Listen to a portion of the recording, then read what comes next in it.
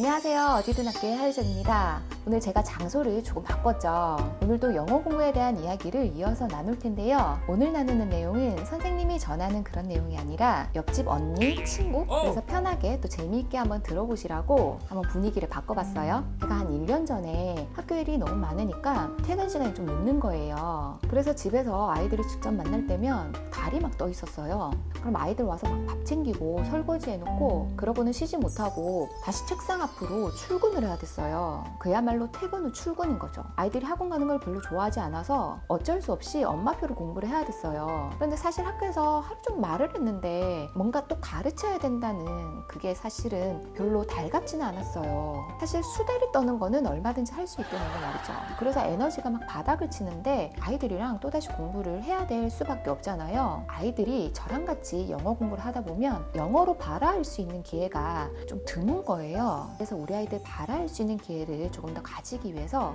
원어민 선생님이 수업을 하는 그런 학원을 한번 알아봐야 되겠다라고 생각을 했어요. 그래서 인근에 굉장히 유명하다고 하는 대형 프랜차이즈 학원에 갔어요. 다행히 아이들이랑 협의가 좀 되었거든요. 왜냐하면 다른 친구들 다 영어 학원 다닌단 말이에요. 그러니까 이제 어느 정도 학년도 올라가고 가서 학원 한번 보고 가고 안 가고는 추후에 한번 의논해보자. 여기까지 협의가 돼서 저희 둘째 아이랑 갔어요. 그 학원이 리딩이랑 디베이트를 중심으로 하는데 100% 원어민 수업이라는 거예요. 듣기만 해도 매력적이었어요. 그래서 영어학원 레벨 테스트를 이제 받게 되었어요. 그런데 가기 전에 막 주변에서 이야기를 하는 거예요. 그 학원이 영유 출신만 받아. 엄마표로 한 아이들 중에서도 원어민처럼 발화가 되는 그런 아이들만 받아줘. 그리고 누구 갔는데 다 떨어졌어 라는 이야기들을 제가 속속 듣게 되었어요. 그런데 이 공주는 될 수도 있을 것 같다. 꽤 잘하니까. 그러면서 좀 걱정도 되기도 하고 기대도 되기도 하고 그러면서 갔어요. 아이가 초등 1학년이었거든요. 원장 선생님 보고 아이가 뒷걸음을 한번 쳤어요. 낯가림 심하거든요. 레벨 테스트를 보려면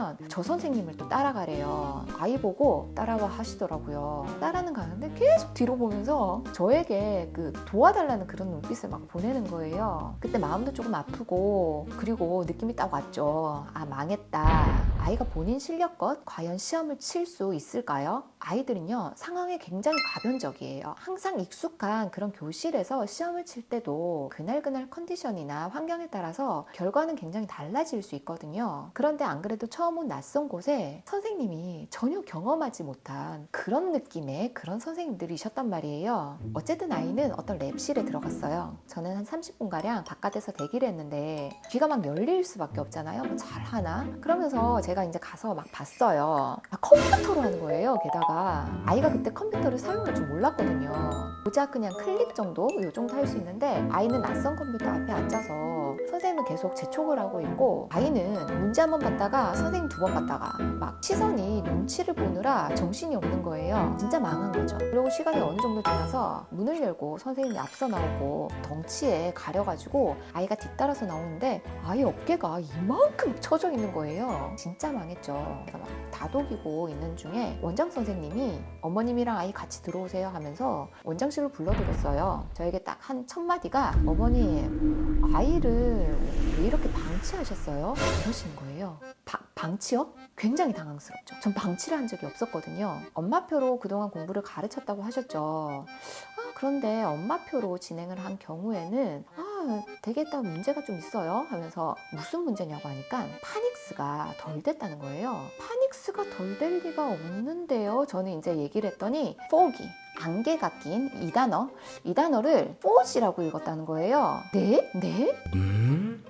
그것 때문에 파닉스를 잘 못했다 이렇게 말씀하시는 건가요? 그랬더니 이렇게 G음가를 제대로 발음하지 못하는데 잘못됐죠 라고 이야기를 하는 거예요. 그런데 이 알파벳 G음가가 hard G라고 해서 우리나라 발음으로 그 발음, 기역 발음이 나는 경우가 대부분이긴 해요. goat, gap, glue, go, game 다 그 발음이 나잖아요. 그런데 soft G 발음이 나는 경우도 있거든요. Z 발음이 나는 경우에요. 예를 들자면 gentle, giant, age 뭐 이런 것들 파닉스에서 이렇게 소프트 G로 Z 발음이 나는 경우에는 알파벳 G 뒤에 E나 I나 Y가 오는 경우거든요. foggy를 4G로 읽었다는 것은 저는 나오면서 굉장히 칭찬해줬어요. 그 정도면 알파벳 G가 그 소리로도 발음이 날 수 있고 즈 소리로도 발음이 날 수 있다는 것을 아이가 어느 정도 인지한다는 거잖아요. 그 이야기를 원장 선생님이 아이가 함께 있는 자리에서 전하는데 아이가 키가 훨씬 더 죽는 거예요. 저한테 옆에서 작은 소리로 이야기하는데 나 포기하는데 막 하는 거예요. 네, 포기라는 단어는 알고 있었는데 머릿속이 아마 하얘졌겠죠. 뭐 어떻게든 한번 읽어보려고 한 게 포지라고 읽었던 거예요. 그런데 그게 단어만 있었던 게 아니라 보니까 센텐스로 나와 있는 거였어요. 긴 센텐스 안에서 한 음가를 실수로 놓친 건데 엄마표를 통째로 무시한 거죠. 이런 예외 사운드는 굉장히 많거든요. 그리고 아이가 그렇게 평가받았던 그날의 상황 자체는 본인이 가지고 있는 실력 자체를 드러낼 수가 없는 그런 상황이긴 하죠. 당연히 아이가 대담해서 어떤 상황에도 굴하지 않고 초몰입의 자세를 가질 수 있으면 훨씬 더 좋겠지만 그 어린 나이에 그런 아이들이 얼마나 되겠어요. 어쨌든 파닉스가 되어 있지 않다는 말에 속으로 안도를 했어요. 그리고 이제 원장 선생님이 말씀을 이어나가시는데 엄마표로 계속 하다 보니까 어느 정도 리스닝이랑 리딩 자체는 좀 되기는 해요. 그런데 아이가 문법적인 그런 인지는 전혀 하지를 못하더라고요. 또 이러시는 거예요. 그래서 제가 문제지를 한번 확인해 볼 수 있냐 했더니 보여줄 수가 없다는 거예요. 그래서 제가 느낌만 보겠다 해서 넘기는 걸 봤어요.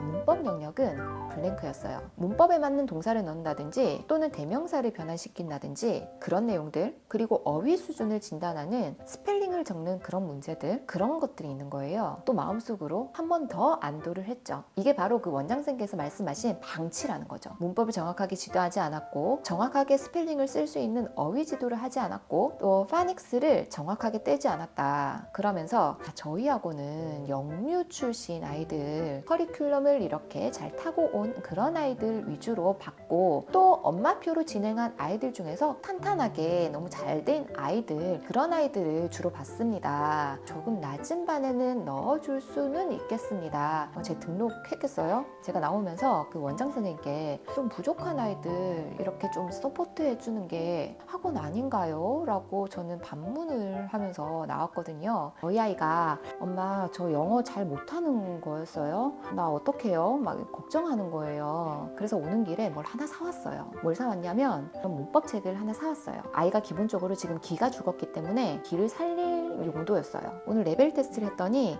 조금 어려운 부분이 있었지. 바로 엄마가 이런 부분은 그렇게 중요하지 않다고 생각하기 때문에 하지 않았기 때문이야. 그런데 조금만 하다 보면 금방 따라할 수 있는 내용이야. 아이랑 그날 당장 유닛 1부터 한번 살펴봤어요. 사실은 굉장히 쉬운 내용이기 때문에 그동안 아이가 텍스트로 많이 접해오고 익숙하기는 하지만 문제로 실제로 접해본 적이 없었기 때문에 당황했던 거예요. 그리고 일주일가량 조금씩 진도를 한번 나갔어요. 아이의 기를 살려주기 위해서 대형 어학원에 한 번 더 테스트를 갔어요. 거기서는 1학년이었는데 초등 3학년 언니들이랑 같이 수업을 들어야 된다 라는 이야기를 듣고 나왔어요. 그러고 나서 다시 어휘 스펠링이나 문법 같은 그런 부분 공부 진행했을까요? 네. 더 이상 하지는 않아요. 어느 시기가 되면 금방 따라올 수 있는 내용들인데 지금 당장 거기 투자할 이유는 전혀 없거든요. 오늘은 조금 이야기가 우리끼리 수다 같은 이야기였으니까 듣고 재미있게 한번 넘길 수 있는 에피소드 들으셨다고 생각하시면 될 것 같아요. 다음번에 문법과 어휘에 대한 이야기도 한번 나눠보도록 할게요. 그럼 남은 시간도 행복하시고요. 다음 시간에 또 뵙도록 할게요. 안녕!